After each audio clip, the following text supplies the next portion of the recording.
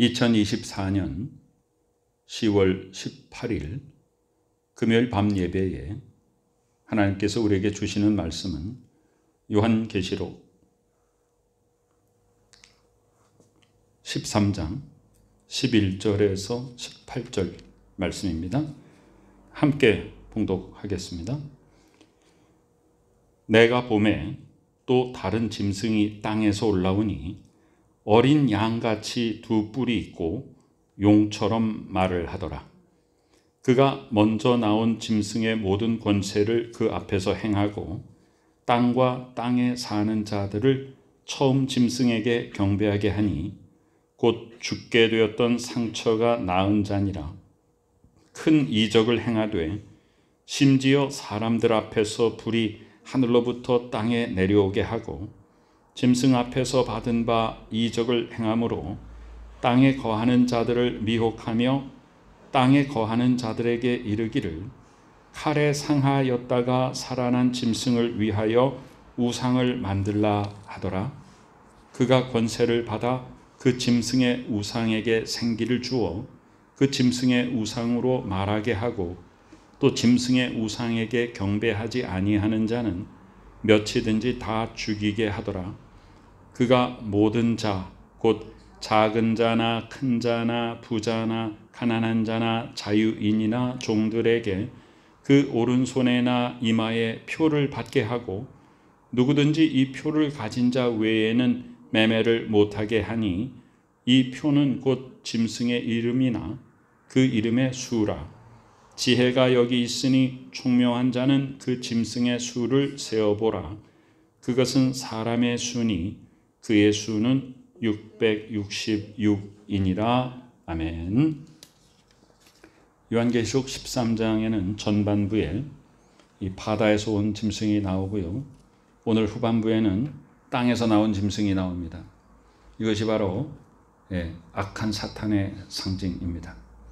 자, 바다의 짐승은요, 외부적이고 물리적인 압박, 눈에 보이는 핍박을 말합니다.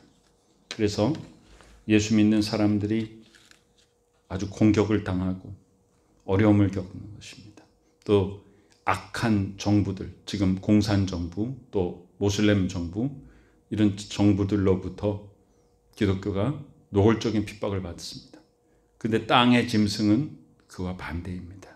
그것은 영적인 미혹이요, 내면적인 공격입니다. 속임과 술수, 거짓 영, 그리스도의 모습으로 가장하고 천사처럼 가장한 악마가 우리를 속여서 우리를 넘어지게 만드는 것입니다. 내가 보면 또 다른 짐승이 땅에서 올라오니, 그래서 10절까지는 바다에서 올라온 짐승이 그리스도를 믿는 사람들을 핍박하고 교회를 공격했는데 이제 다른 짐승이 땅에서 올라옵니다. 그런데 어린 양같이 그랬어요. 예수님처럼 속이는 것입니다. 그래서 마귀가 진짜 우리에게 무서운 게 뭐냐면, 나 마귀다 하고 이렇게 물리적으로 다가오는 공격은 우리가 공격인 줄 압니다. 예배 드리지 못하게 막 공권력이 와서 우리를 막고, 그런 건 차라리 우리가 깨닫고 거기에 대응할 수 있습니다. 그런데 천사처럼, 광명한 천사처럼 속여서 우리에게 마치 선한 것처럼, 이 차별금지법 같은 게 그런 겁니다.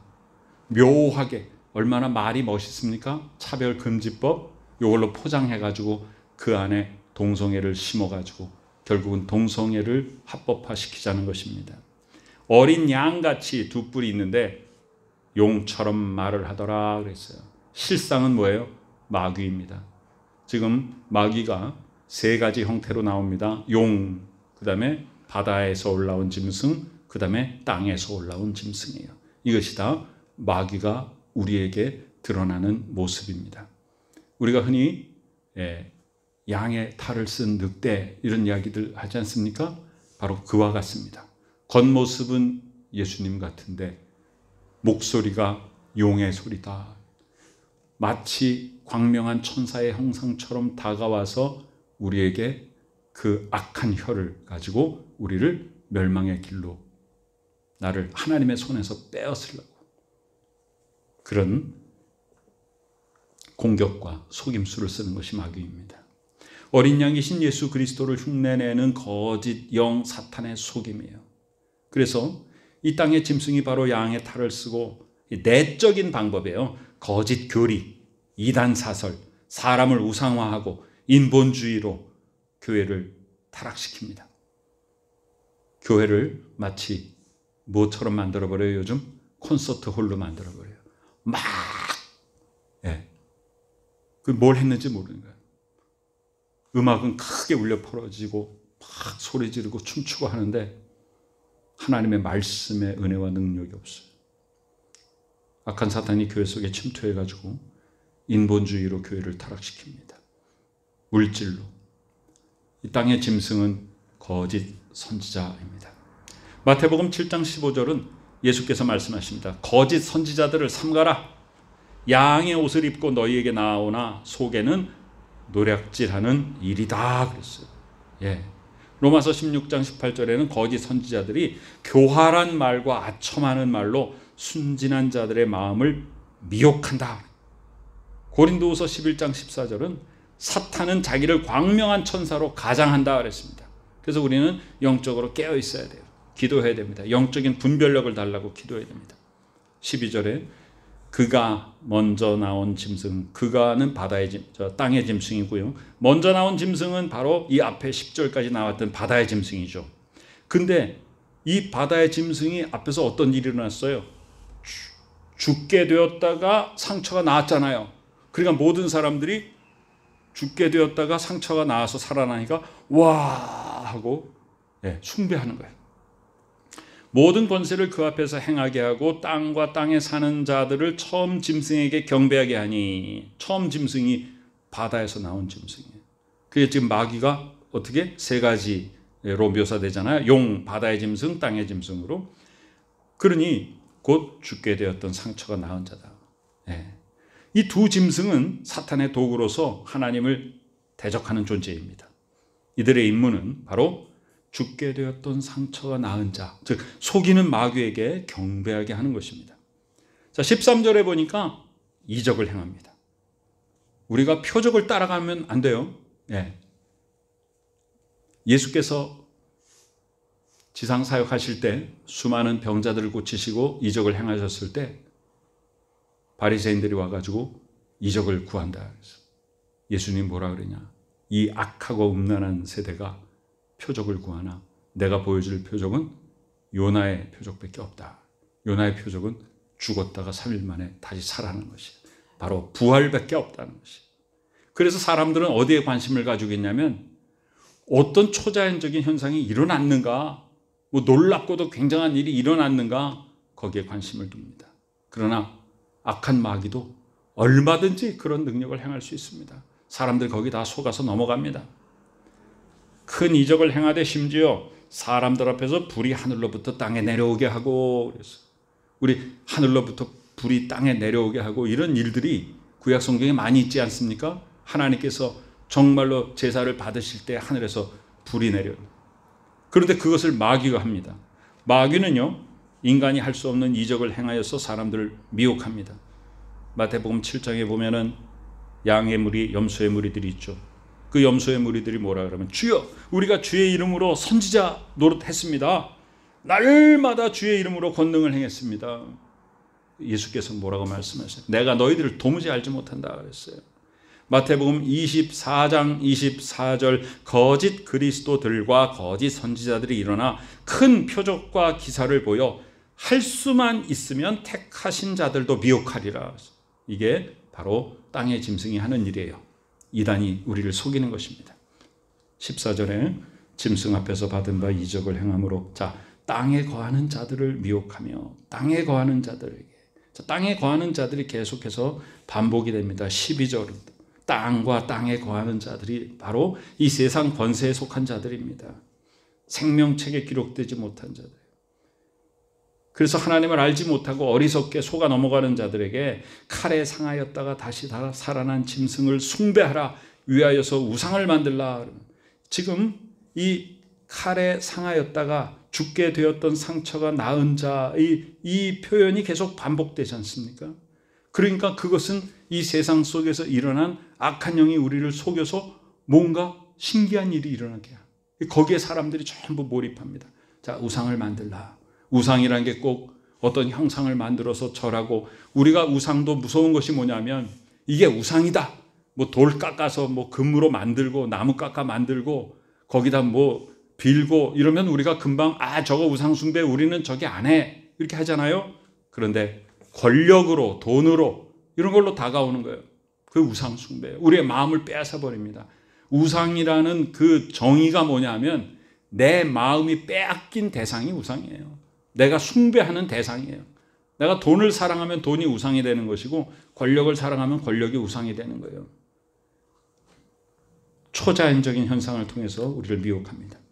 15절에 자, 그가 권세를 받아, 이 그가는 바다의 짐승이에요. 먼저 나왔던 권세를 받아 그 짐승의 우상에게 생기를 주어, 그러니까 바다의 짐승이 이제는 땅의 짐승에게 생기를 주어서 땅의 짐승에게 더 큰 능력을 주는 거예요. 그러니까 사탄이 여러 가지 방법으로 우리를 압박하기도 하고 또 무력으로 막 우리를 갖다가 핍박하고 공격할 뿐 아니라 이제는 교묘하게 속이는 것이에요. 그래서 우상으로 말하게 한다. 말하게 한다. 지금 어떤 세상이에요? 돈이 말해주는 세상입니다. 예. 세상에서도 그런 말 하잖아요. 사람이 속이냐 돈이 속이지. 그러면 어떻게 돼요? 벌써 돈이라는 것에 우리는 생명을 부여한 겁니다. 그래서 그 돈을 쫓아가는 거예요. 짐승의 우상으로 말하게 하고 또 짐승의 우상에게 경배하지 아니하는 자는 몇이든지 다 죽이게 하더라. 사도행전 16장 16절에 보니까 사도 바울 일행이 기도하는 곳에 가다가 점치는 귀신 들린 여종 하나를 만나요. 그 점을 쳐서 주인에게 큰 이익을 줍니다. 그러니까 이 거짓 영이 우리에게 뭘 줘요? 돈을 주는 거예요. 돈을 숭배하게 만드는 거예요. 거짓 선지자들의 거짓 표적을 통해서 사람들을 미혹합니다. 이를 따르지 않는 사람들을요, 자, 겉으로는 무력으로 잔인하게 처형하고 순교에 이르게 하고요, 속으로는 우리의 삶을 파괴시켜 버립니다. 이것은 역사상 수없이 행해진 일이에요. 이제 16절부터 짐승의 표가 나오잖아요. 자, 이미 우리는 요한계시록을 통해서 우리는 하나님의 인에 대해서, 우리는 하나님의 인을 맞은 자예요.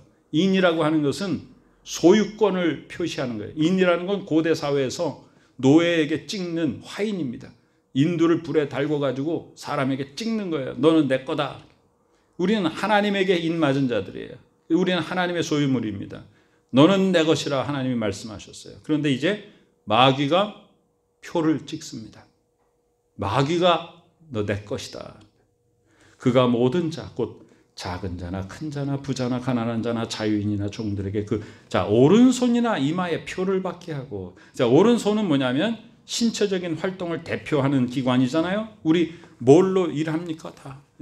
일반적으로 오른손을 가지고 일을 하잖아요. 이 오른손으로 밥도 먹고 오른손으로 글씨도 쓰고 다 하잖아요. 자, 이마라는 건 뭐예요? 그 사람의 인격이나 지위나 신분을 말하는 거예요. 거기다가 마귀가 표를 찍는 거예요. 이 표는 바로 노예의 표식, 누구의 소유권인가를 말해줍니다. 오른손이나 이마에 표를 받는다는 것은 모든 전심으로 사탄에게 충성한다는 것을 말해줘요. 온 세계를 그렇게 만드는 겁니다.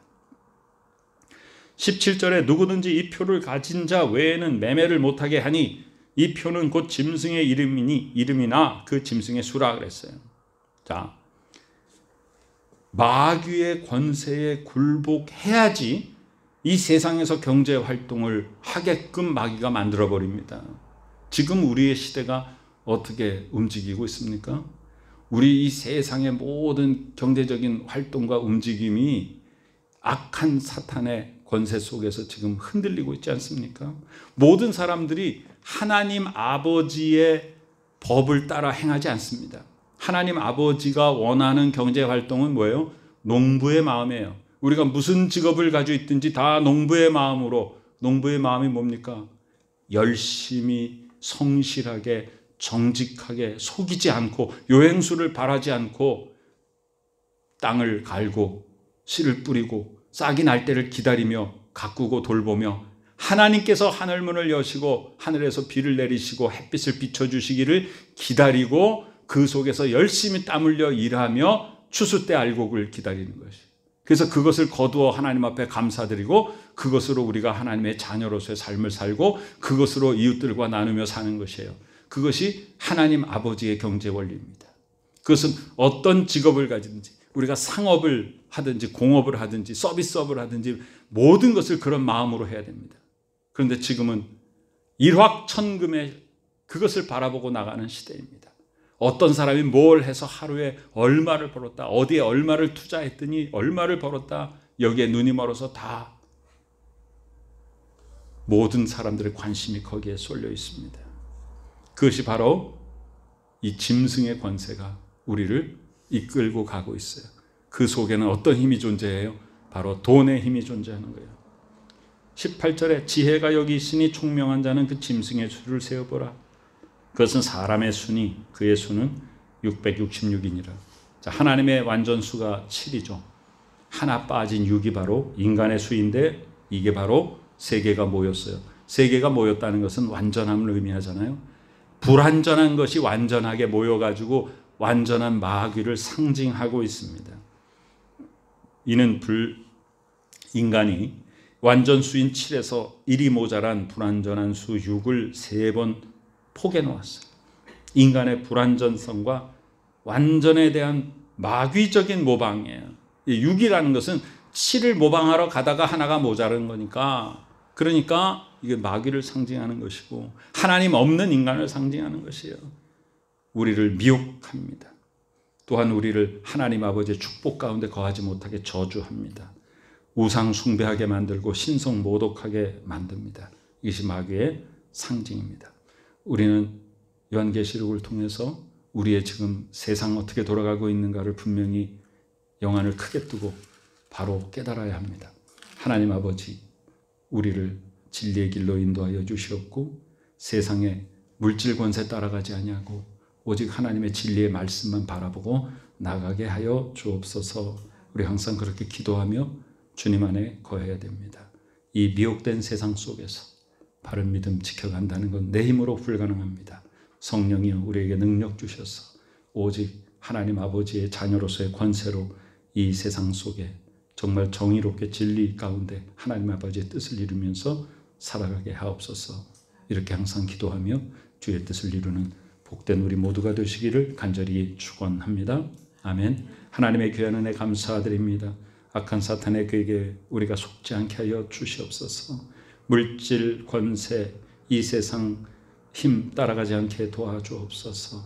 하나님 안에서 정말로 정직하고 성실하게 주께서 주시는 지혜와 능력을 덧입어 행할 수 있도록 축복하여 주시옵소서. 지금은 우리 구주 예수 그리스도 귀하신 은혜와 하나님 아버지 크신 사랑하심과 성령님의 놀라운 역사하심이 이 미혹된 세상 속에서 주의 말씀을 깨닫고 오직 하나님 아버지 은혜만을 구하며 주 앞에 더 가까이 나아가는 복된 믿음의 식구들의 머리 위에 지금부터 영원까지 함께 계시옵기를 간절히 축원하옵나이다. 아멘.